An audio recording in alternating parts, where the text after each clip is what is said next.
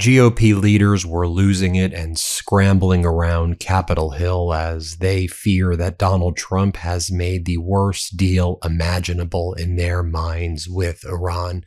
Everything that they've been telling their constituents and that they've been saying, it seems like Trump did the exact opposite for these MAGA Republicans who bought into Donald Trump saying, it's going to be a total surrender. It's going to be a total surrender. I want to show you just what went down on Capitol Hill, and the MeidasTouch network was there to capture it all. So here's what we were hearing out of Capitol Hill reporting. So when the Republican senators and Congress members and leadership was asking the Trump regime, what should we tell our constituents about these deal terms with Iran? $300 billion to Iran in investment funds. Iran still controls the Strait of Hormuz. What do we tell them, Donald? Well, this is what the Trump regime said.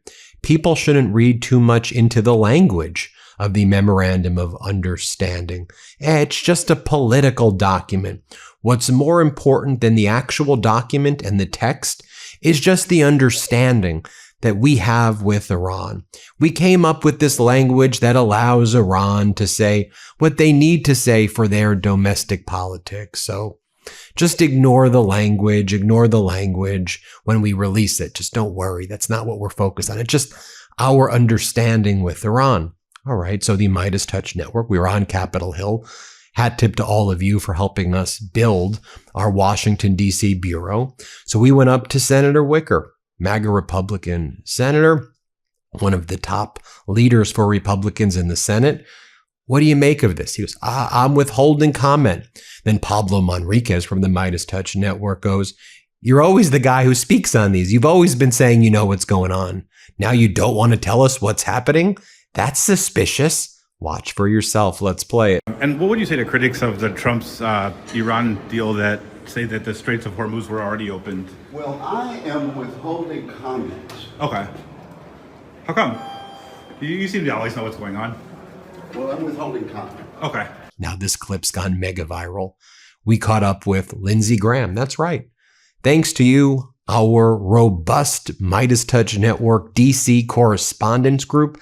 They got right there. They were asking Lindsey Graham questions, and we're like, hey, Lindsey, what did you achieve? What's going on? There's a bunch of other reporters asking him questions as well. And Lindsey Graham goes, here's what we achieved. We opened up the Strait of Hormuz. And yeah, maybe we'll see if we can do a nuclear deal. But we opened up the strait. Here, play this clip. Off on whatever that reason. I mean, well, under the law, any nuclear deal with Iran has to come to Congress for disapproval. That's what we did under Obama. And President Trump said today he will send it to Congress. He welcomes a vote. Here's what we achieved. If this thing goes through Friday, we've opened up the straits, which will help the economy of the world. The world will be in a permanent ceasefire, hopefully, and we'll try to get a nuclear deal with Iran, and hopefully that will work out. If it doesn't, then we still have achieved opening up the straits and, stopping the fighting. And then Lindsey kind of revealed his hands. Oh, Lindsey. And Lindsey goes, okay. Now, Saudi Arabia and Israel, I think they owe Donald Trump a lot at this point.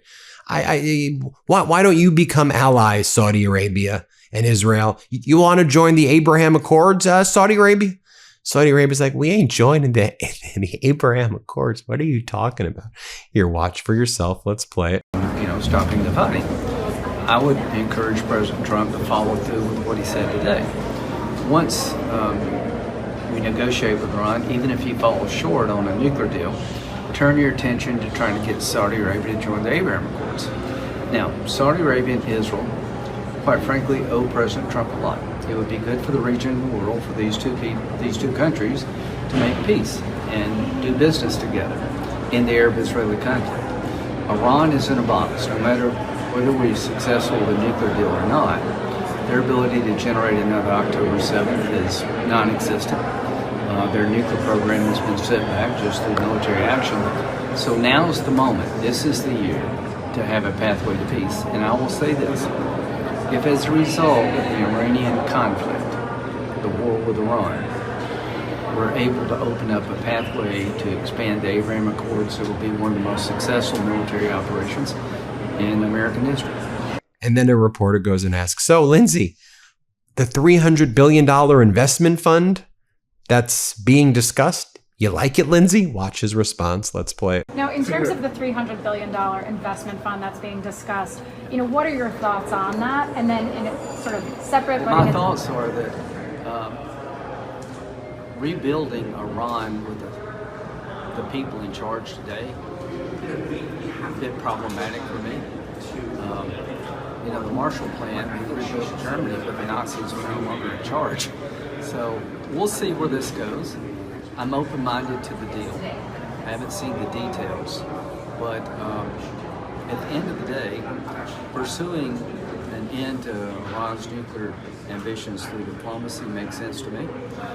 Trying to end their desire to be the largest state sponsor of terrorism through diplomacy makes sense to me.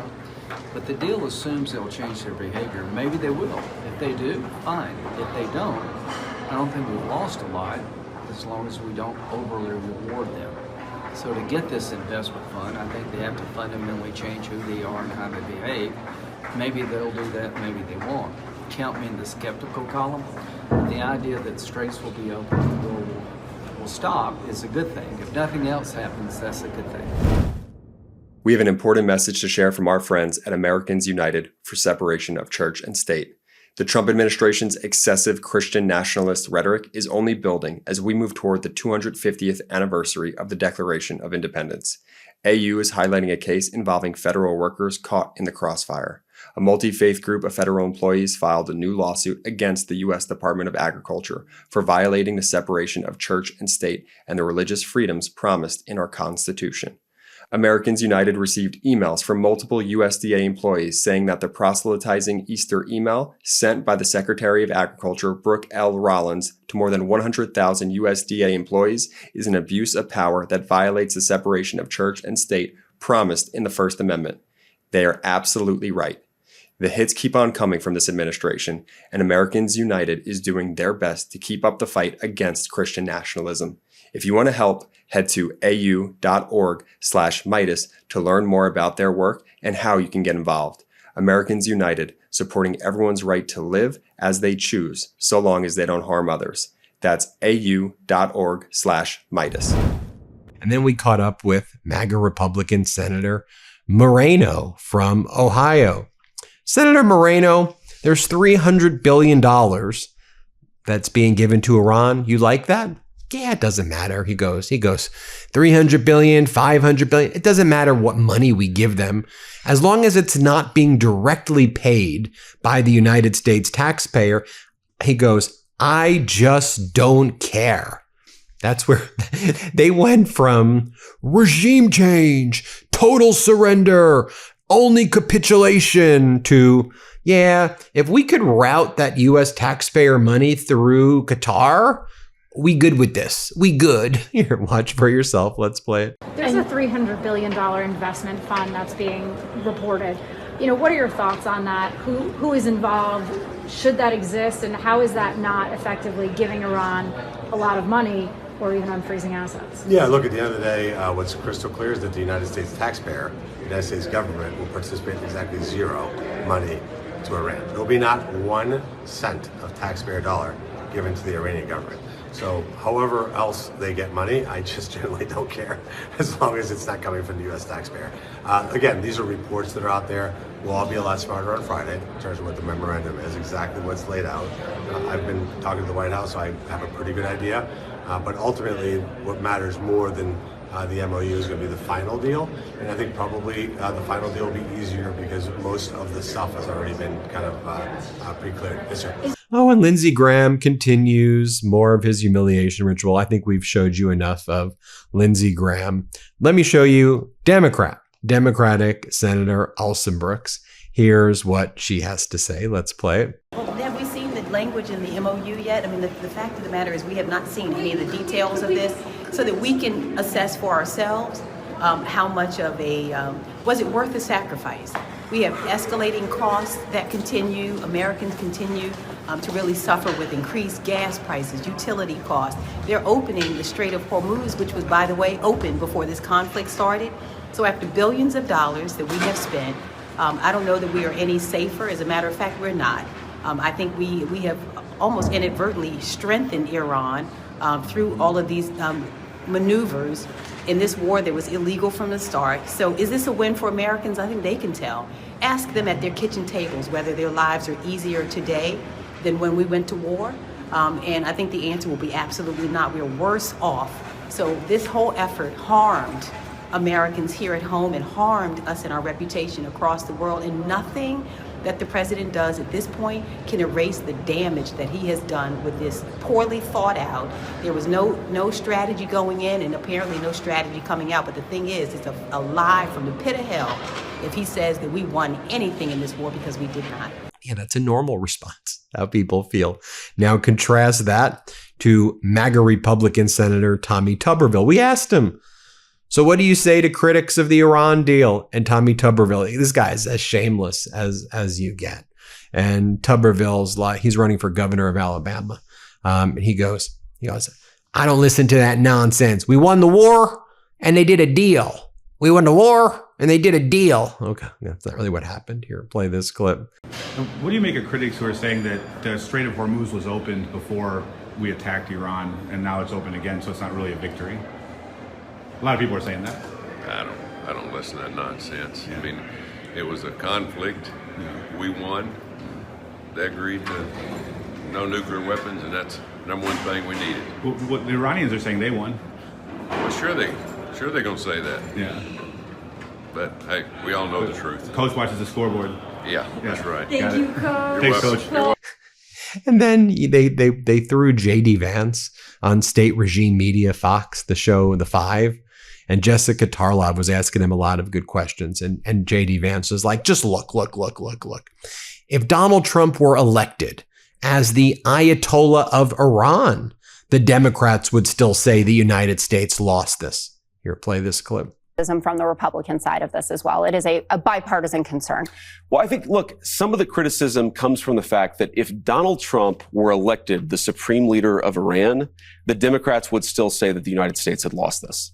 There is a fundamental refusal to acknowledge how much has changed in the Middle East over the last few months. And again, that assumes that nothing else happens. But if this deal actually comes to fruition, meaning if the Iranians actually comply with it, we have transformed the Middle East in a way that is amazingly beneficial for both the American people, but also the people of the Gulf. So you want him to become the Ayatollah of Iran?